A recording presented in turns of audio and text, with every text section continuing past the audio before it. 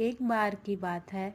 एक गांव में रमेश और मोहन नाम के दो भाई रहते थे। बड़े भाई का नाम रमेश तथा छोटे भाई का नाम मोहन था। रमेश की शादी हो चुकी थी। उसकी पत्नी का नाम हेमा था। हेमा बहुत ही कुटिल स्वभाव की थी। वह हमेशा अपने पति से मोहन की बुराई करती रहती थी, लेकिन मोहन बहुत ही अच्छे स्वभाव का था।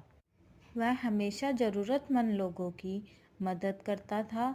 वह जंगल में रहने वाले एक साधु को रोज़ फल व सब्जियां देने जाता था। एक बार की बात है, गांव में कई महीने तक बारिश न होने के कारण खेतों में सूखा पड़ जाता है, जिसके कारण खेतों में कोई फसल नहीं हो पाती है। फसल न होने के कारण उनके घर में अनाज की तंगी हो जाती है। एक दिन रमेश की पत्नी रमेश से कहती है, हमारे पास अब अधिक अनाज नहीं बचा है, जो था वो खत्म हो चुका है।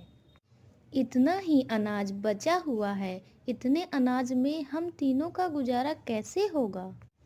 दूसरी फसल तैयार होने में अभी कई महीने लग जाएंगे। क्यों ना हम मोहन को अलग कर दें, जिससे हमारा गुजारा आराम से हो जाएगा। फिर रमेश हेमा से कहता है, तुम सही कह रही हो। हमें मोहन को अलग कर देना चाहिए ताकि हम अपना गुजारा कर सकें। फिर वह मोहन को आवाज़ देता है। फिर उसकी पत्नी बताती है, मोहन घर पर नहीं है, वह कहीं बाहर गया है। लेकिन मोहन साधु के पास गया था। जब मोहन घर वापस लौटता है, तब घर पहुंचकर रमेश की पत्नी से कुछ खाने को मांगता है। तब उसकी पत्नी कहती है, आज कुछ खाने को नहीं है। जो अनाज था वो खत्म हो चुका है। अब मैं खाना कहाँ से लाऊं? तब तक वहां रमेश आ जाता है। फिर रमेश मोहन से कहता है, अब अनाज नहीं बचा है और ना ही इस बार फसल हुई है, इसलिए तुम्हें खुद अपने खाने का इंतजाम करना होगा। मैं तुम्हें पुराना वाला खेत देता हूँ, तुम उसमें अपना गुजारा करो। और ये घर भी मैंने बनवाया है, इसलिए तुम यहाँ नहीं रह सकते। रमेश की ये सारी बातें सुनकर मोहन बहुत दुखी हो जाता है और वहां से चला जाता है।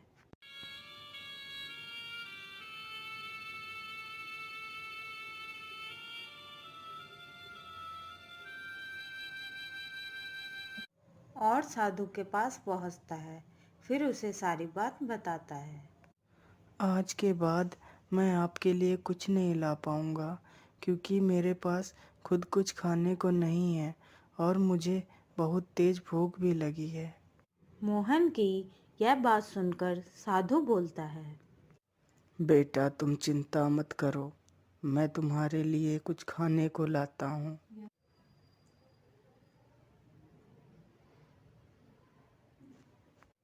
फिर साधु उसे कुछ खाने को देता है और मोहन खाना खा लेता है।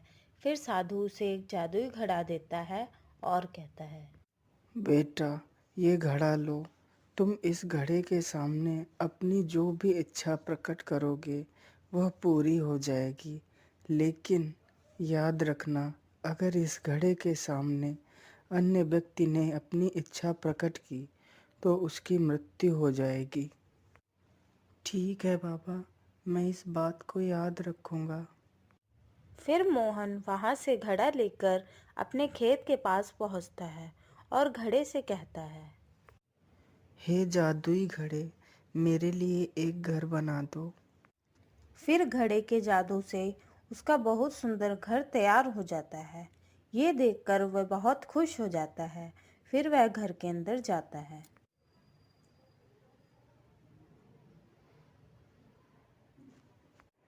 फिर रात को मोहन घड़े से कहता है, हे जादुई घड़े, मुझे बहुत तेज भूख लगी है, मुझे कुछ खाने को दे दो। जैसे ही मोहन खाना मांगता है, उसके लिए तुरंत एक खाने से भरी हुई थाली प्रकट हो जाती है। फिर वह खाना खा लेता है और सो जाता है। फिर एक दिन रमेश अपनी पत्नी से कहता है, पता नहीं मोहन इतने दिनों से कहाँ है, दिखाई ही नहीं देता।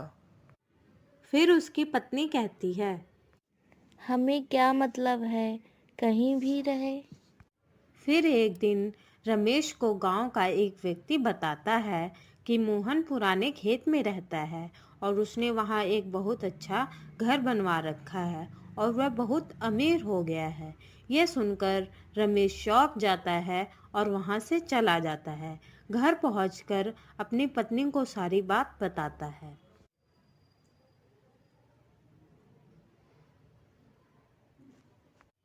फिर रमेश की पत्नी उसे कहती है, ये कैसे हो सकता है, इतनी जल्दी वो अमीर कैसे हो सकता है। अभी कुछ दिन पहले हमने उसे अलग किया था। फिर रमेश कहता है, हमें जाकर पता लगाना होगा कि वह इतना अमीर कैसे हो गया। फिर वह दोनों रात को मोहन के घर में देखते हैं कि मोहन जादुई घड़े से खाने को मांगता है। फिर घड़े से खाने की थाली आ जाती है। यह देखकर रमेश सोचता है। अच्छा, तो ये इस घड़े से अमीर हुआ है। फिर मोहन खाना खाकर सो जाता है। फिर रमेश घड़े को चुरा कर ले जाता है और सुबह होते ही उस घड़े से कहता है, हे जादुई घड़े, मुझे बहुत सारा सोना दे दो। जैसे ही रमेश अपनी इच्छा घड़े के सामने प्रकट करता है, उसकी तुरंत मृत्यु हो जाती है। यह देखकर उसकी पत्नी जोर जोर से रोने लगती है और कहती है, हाय हाय, ये क्या हो गया आपको, हे भगवान, ये क्या कर दिया आपने। फिर वह दौड़कर मोहन के पास जाती है।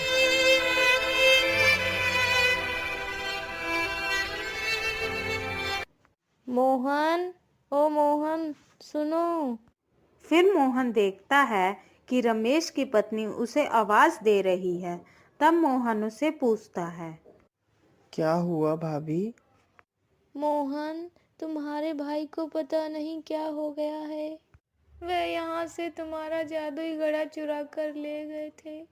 और जैसे ही उन्होंने जादुई घड़े से अपनी इच्छा प्रकट की, तभी अचानक से वह बेहोश हो गए और जमीन पर गिर गए। यह सुनते ही रमेश दौड़कर साधु के पास जाता है और साधु से सारी बात बताता है। फिर साधु उसे बताता है, जल्दी जाओ बेटा और उस घड़े को अपने हाथों से तोड़ दो। यह सुनकर मोहन दौड़कर वहां पहुंचता है और जल्दी से घड़े को उठाकर जमीन पर पटक देता है, जिससे घड़ा टूट जाता है। घड़े के टूटते ही रमेश जीवित हो जाता है और वह मोहन से कहता है, मोहन, मैंने तुम्हें घर से बेघर कर दिया, लेकिन फिर भी तुमने मेरी जान बचाई। मुझे माफ कर दो मेरे भाई। फिर वह तीनों हंसी खुशी साथ में रहने लगते।